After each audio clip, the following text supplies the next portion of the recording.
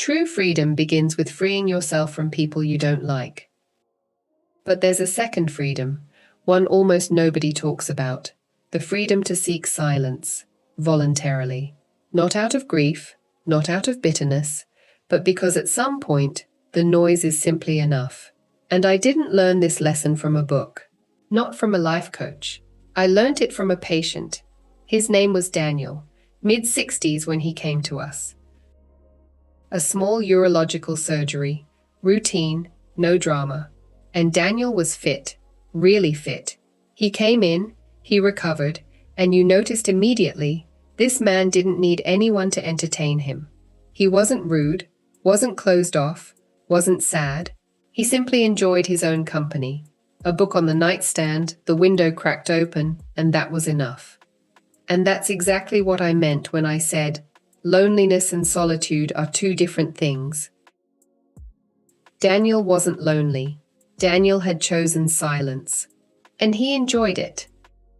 Like someone who, after decades of noise, finally has the right to be quiet, and doesn't waste that right. To understand this story, you need to know what nursing life looked like back then. It's not that long ago, but it feels like a different century. Nothing was outsourced on the wards yet. Nothing. Whatever came from the kitchen, we plated it ourselves. Whatever needed cleaning, we cleaned. We weren't just nurses, we were kitchen staff, maintenance, reception, and pastoral care, all in one person. And believe me, that sounds worse than it was. Because that closeness is exactly what brought us together. Not perfection, not efficiency. Closeness. We knew each other, patients and staff alike. You knew who dreamed of what and who couldn't sleep at night. None of that shows up in any chart. On this particular day, we're going room to room asking for dinner preferences. Brace yourself, we had to plate everything that came from the kitchen ourselves. Every slice of bread, every portion, every plate. And that day, there were 2 of us on staff, for more than 30 patients. 2, over 30. If you've worked in nursing, you know what that means. If you haven't, you can't really imagine it. That's not stress. That's a kind of continuous run where you stop thinking and start functioning. You smile in the 4th room exactly the way you smiled in the 1st, even though you stopped wanting to smile a while ago. You ask about dinner preferences even though you haven't eaten yourself in hours. And then, in the middle of that chaos, Daniel gets up. A fit patient, a minor procedure, not really our problem at all. He takes the work off our hands, goes room to room, asks the other patients what they'd like to eat, writes it all down, by hand, because we didn't have computers either. Everything on a piece of paper, in pen, legible, complete. I stood there thinking, this man just had surgery. He could be lying in bed, letting himself be waited on. Instead, he's walking the ward doing our job, not because he had to, because he could, because he saw we were drowning. And that's when I understood something I've never forgotten. People who are truly free don't need anything for themselves. They give because they can afford to, not financially, from the heart. Someone who's full on the inside has something to give away. Someone who's empty clings to whoever gives them attention. Daniel was full.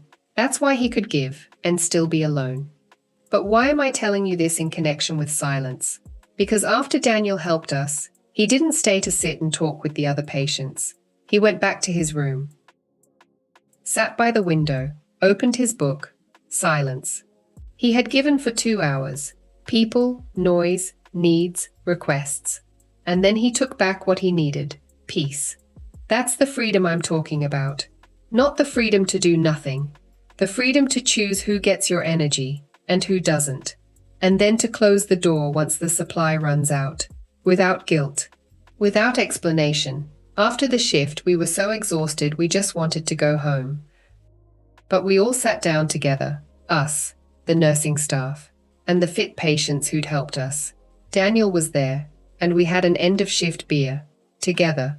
On a ward. No protocol. No paperwork. Nobody asking if that was even allowed. The night nurse joined too. And do you know why that was possible? because every patient was content, relaxed, cared for. Not because we were so efficient, but because we were honest, because we had actually seen these people, not as cases, as people. And then comes the part I'll never forget. Every door stood open, all of them. We'd agreed on that with everyone beforehand, not out of laziness, not out of carelessness, because it saves an enormous amount of time when you don't have to open and close a door for every single patient. But what actually happened there was far more than save time.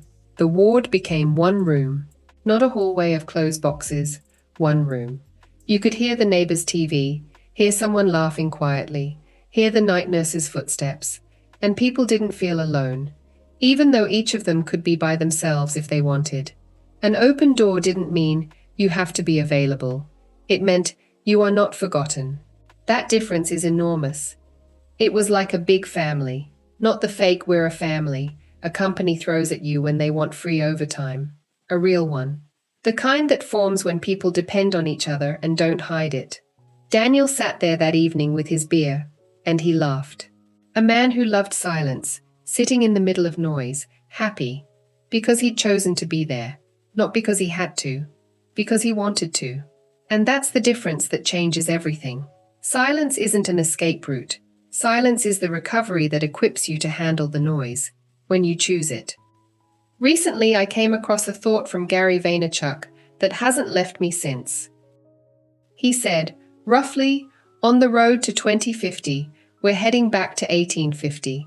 More live encounters, more real world. The bigger AI gets, the bigger the analog gets. And suddenly I understood why the story with Daniel wouldn't let me go. That ward, those open doors, that end of shift beer, that was 1850. Real, tangible, present.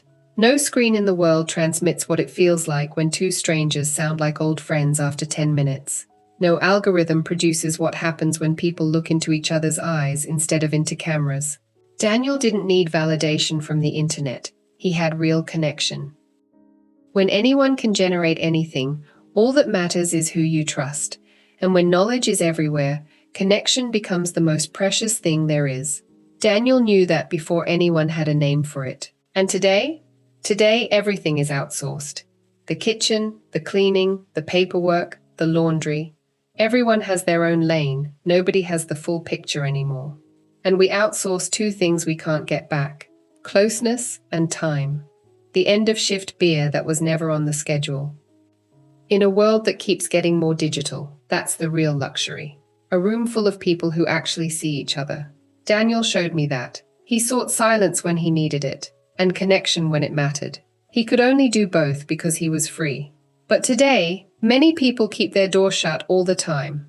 And what's inside isn't freedom. What's inside is loneliness. And that's not the same thing. So ask yourself this: do you choose your silence, and do you choose your connection? Or are you just hiding in both? Daniel chose, and I believe that's why he was free. Thank you for listening.